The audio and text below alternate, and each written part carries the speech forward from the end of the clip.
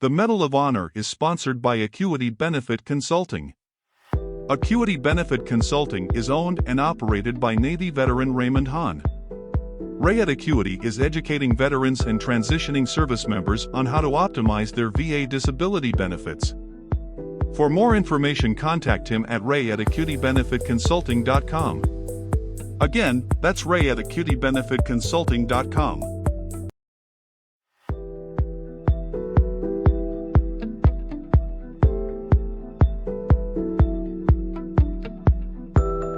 Born Michael Barnes, Colonel Shabazz grew up in a devout Lutheran home in Alexandria, Louisiana. "I loved everything about the church," he says. "But there were no men." As a fatherless child without brothers or uncles, he ached for male role models.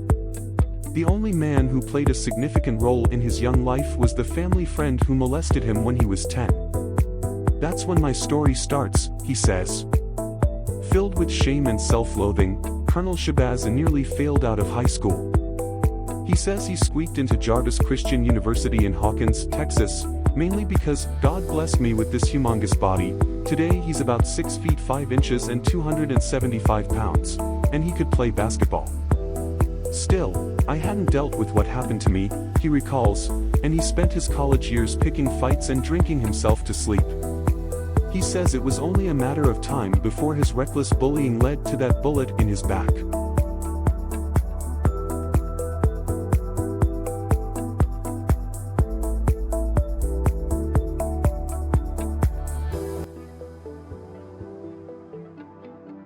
Thing that, not them, not Robin Williams. He's funny. He's a well-known actor. He would never kill himself. He's hilarious.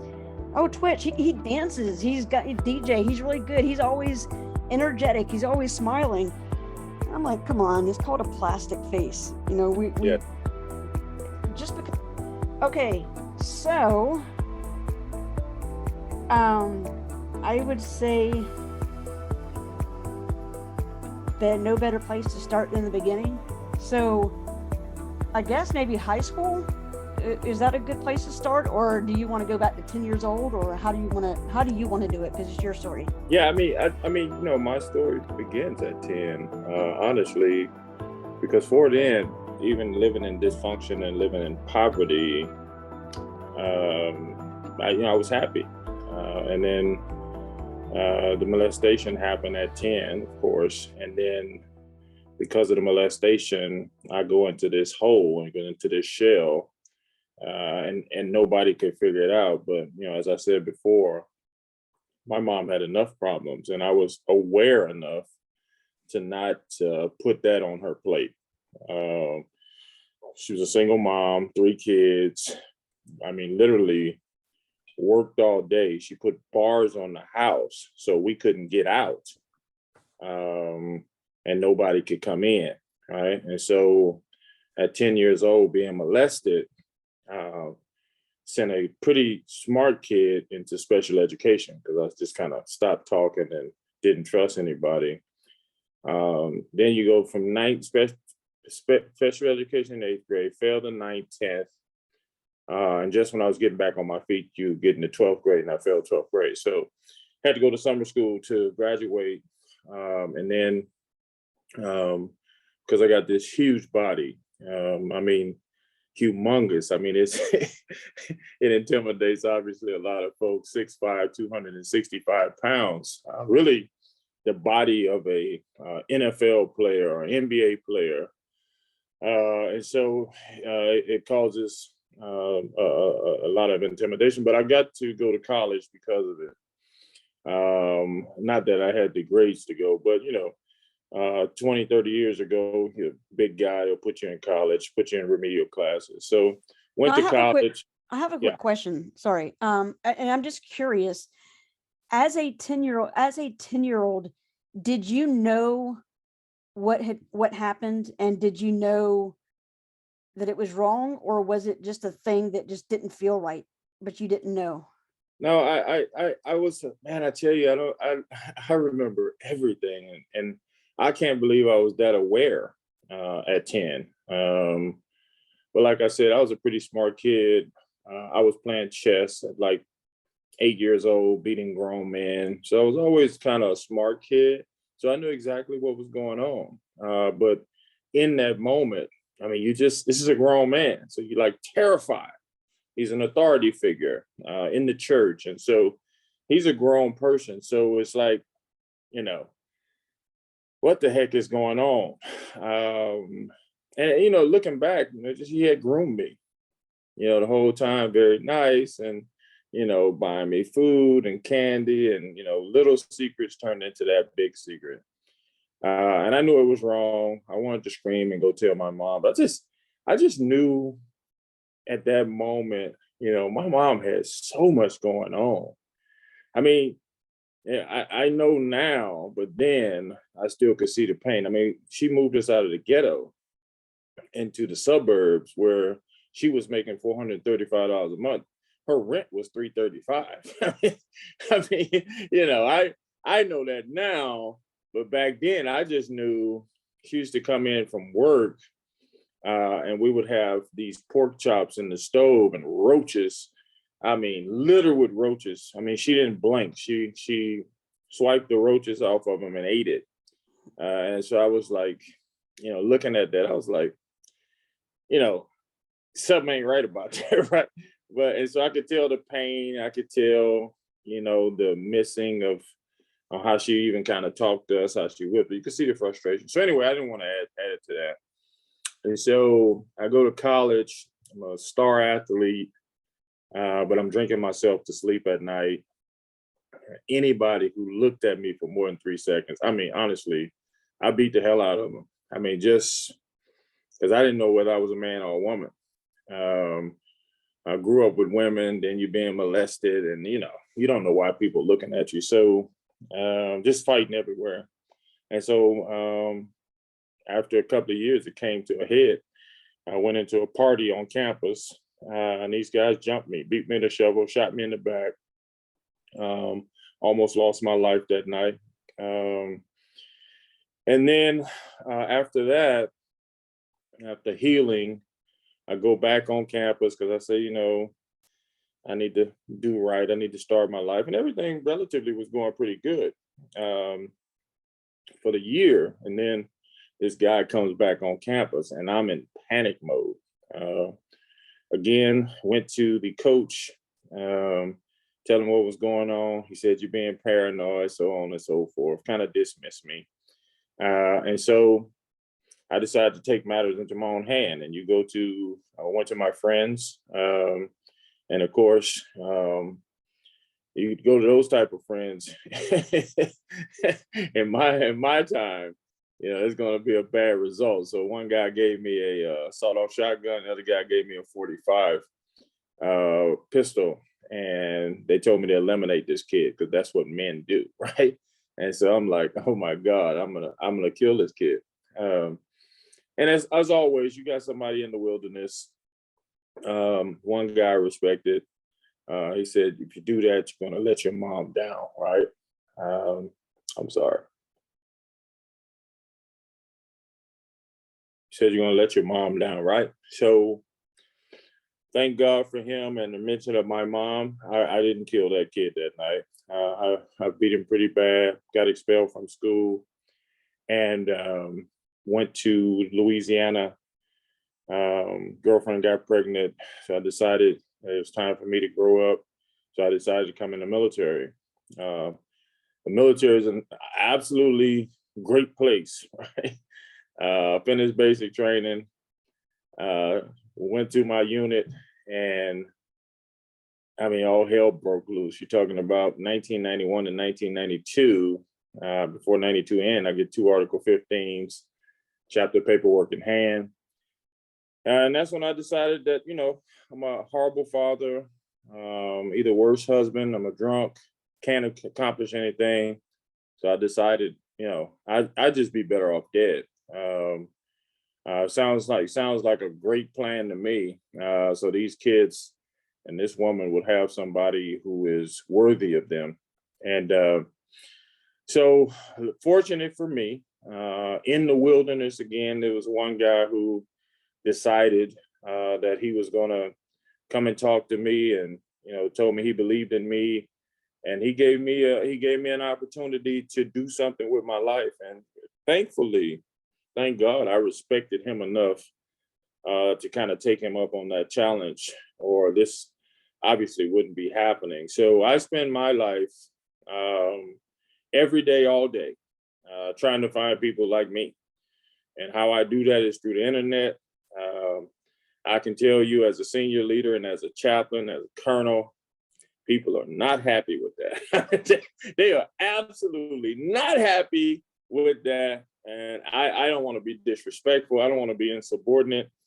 I don't want anybody to think I'm arrogant or anything. I don't care. I don't care, because at the end of the day, if we're in the business of saving lives, then I got to do some unorthodox stuff that's going to piss some people off. And I've been an expert at it because those wonderful people who don't want me to do this are not in the trenches of saving people's lives. And I believe it's my job. I believe it's my calling. I believe it's why I'm here on earth. So I think one of the biggest things that especially chaplains, and chaplains aren't the only ones, but especially chaplains struggle with, I think, is one, their own, each person's own set of morals plus religious belief, whatever that system is, and then being told by your boss, you will do this, you need to do that. How do you stay true to who you are and keep your job? Well, Uh-oh. yeah, I think the balancing act is super nuanced. And I think chaplains definitely can keep their job, but some of the premier positions, some of the things that come along with staying in line may not be afforded to you. I think you can progress in your career, but some of the jobs probably where you need to be at won't be afforded to you because you're considered out of line. And I think every person, not just chaplains, have to come up with their own philosophy. You know, I know the chaplain's core philosophy basically is to speak truth to power. And I'm not trying to be a divergent, but that's not my philosophy. My philosophy is not speak truth to inspire, right? And so my truth is to inspire the youth. My truth is to inspire those folks to be better. And so that's why you see on my LinkedIn or Facebook is inspire until I expire. And my job is to speak truth to those people who don't have a voice. You know, the first time that I saw that, I think you shared a TikTok video on LinkedIn or Facebook, one of those. And I mean, I loved it because it wasn't just a catchy phrase. I mean, a lot of those quotes and things are catchy, they rhyme, it fits, it works. But it lines up with exactly what I find myself telling people a lot. It's not the date of birth or the date of death. It's that dash, what you do with your life that matters. That's right. That's why I don't mind if people ask me how old I am. I don't mind saying, because I mean, it's what I do with my life that matters, not how old I am or am not. That's right. Absolutely. Yeah, I agree 100%. So all of this stuff that you went through, because you were field artillery, correct? Field artillery, 13 Bravo. That's right. So when you are enlisted, and I think you were an E5, correct? Or E5, yes, right. So when here you are, a sergeant, field artillery, got a couple of Article 15s under your belt now. How did you, I mean, like, if you keep things bottled up, you explode at some point. Was that what happened to you, or did you just, how did that pan out for you? Well, yeah, at this time at E5, I'm trying to change my life. I'm trying to fall in line, conform, and be just trying to learn how to be a man. 'Cause I didn't have a father in the home. I met him later. But I'm just trying to learn and get disciplined and find something that I believe in. And so, yeah, I kept all that stuff bottled up. And then, like I told you before, one day I'm in the field and I see this guy, walking around with this candy basket laughing. And I thought it was the most ridiculous thing I've ever saw in my life, right? And I just said, God, if there is a God at this point, because my life is a mess, please don't have that guy come talk to me, right? And as God would have it, the chaplain comes over and no, please, no, no, please, I don't want to talk to that guy. So yeah, he came over and he ministered to me for an hour, just in a real way. I mean, he wasn't, beating me over the head with scripture. He's just talking to me like a person. And that's the time when he said, I guess it was a compliment. He said, "You're a very intelligent person. Why don't you become a chaplain and help people like yourself?" Right? Man, everything changed at that point for me. He didn't say, "Why don't you become a holy man?" He didn't say, "Why don't you become a sinless person to help?" He said, "Why don't you become a chaplain to help people like yourself?" And so I had never considered anything in the direction of being a chaplain. But when he said that, help people like him, I said, man, that's the job for me. That's what I'm going to do for the rest of my life. And so I've been doing that. And like you said, how do you nuance that to keep a job? Well, the whole job of the chaplains is to take care of soldiers.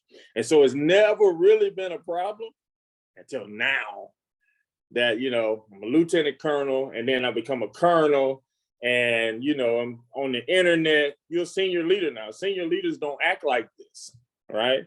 Senior leaders kind of sit in the back and, be conservative and be quiet. I'm on the internet making weightlifting videos, right? And I'm doing that specifically because it's a strategic imperative. Those kids are in the gym. Those kids are lifting weights. Those kids are trying to get their body right. Two things. One, Army is a fitness capital of the world, right? And then second of all, all of us have this wanting to go to the gym and do better about our lives. So people are attracted to that. And so once I can hook them with that, then I can tell my story. And once I tell my story, people say, "Oh, okay, he an old dude, but he been through what I've been through." Then they're in my inbox, right? It happens, probably once every couple of weeks on TikTok, share my story. And this guy, his handle is Carly's dad.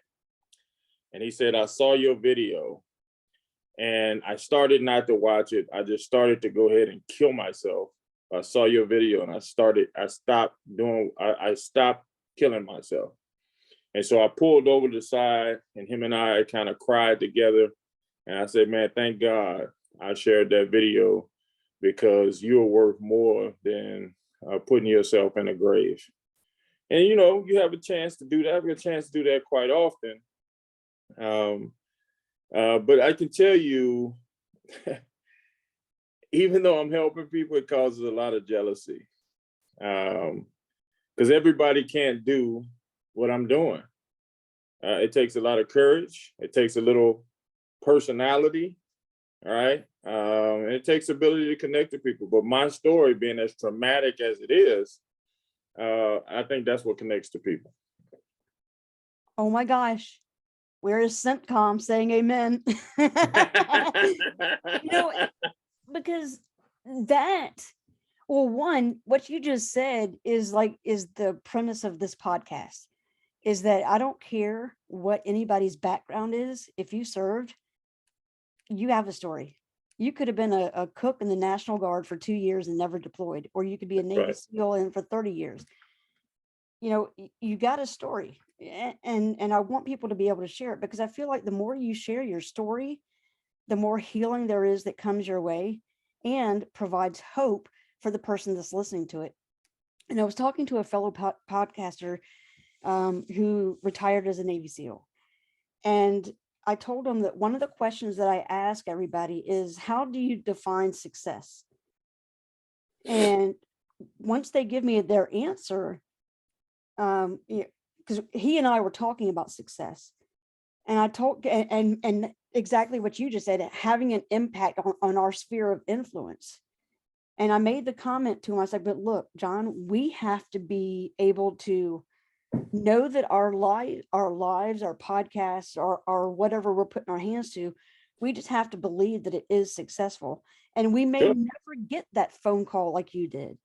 Yeah. So I was about to kill myself, but so it's just, you have to continue to push forward, because you don't know who's looking at you. Oh, yeah. But for you, I think, like you said, everybody's looking at you.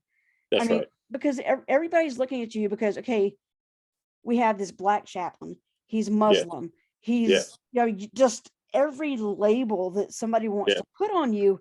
And That's right. now to be the highest ranking Muslim chaplain in every branch. Yes.